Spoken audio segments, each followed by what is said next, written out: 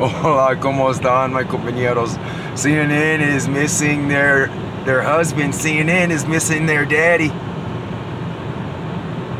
How much longer will the outgoing president delay the inevitable? And how much damage will he do along the way? While Trump is obstructing the transition of power, his administration is obstructing the free flow of information. This is the ultimate show of weakness. Being afraid to answer questions, or even stand there and field the questions and then try to dodge them. Press briefings have basically disappeared from the White House and from key government agencies. Let's start at the White House in the press briefing room, which we haven't seen much of lately. Now, Haley McEnany, the press secretary, did show up on Friday. It was her first briefing in 7 weeks.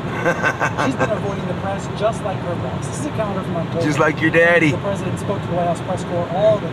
You see, President Donald J. Trump is absolutely brilliant. He leaves them wanting. He leaves them wanting more and more. He gave them himself until they had their fill, and then he walks away and they say, Daddy, where are you? Time in the days and weeks leading up to the election. But let's fast forward to November, and you'll see he has not answered a single question from the White House press corps in 19 days.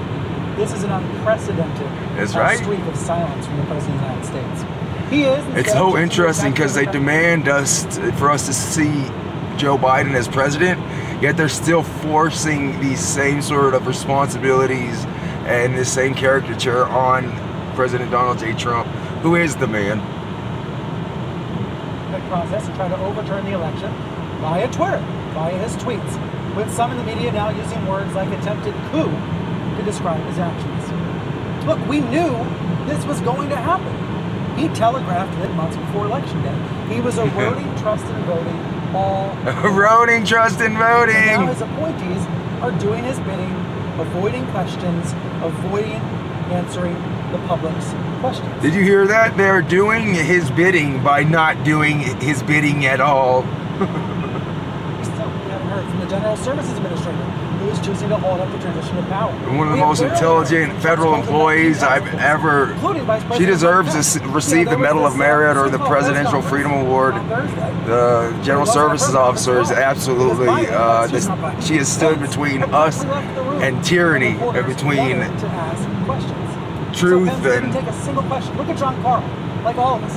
Absolute terror. Angrily, because the Vice President would not answer questions from reporters.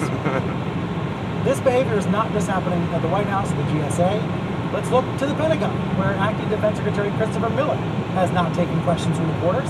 CNN would be absolutely nothing. CNN would be nothing without the president and his administration.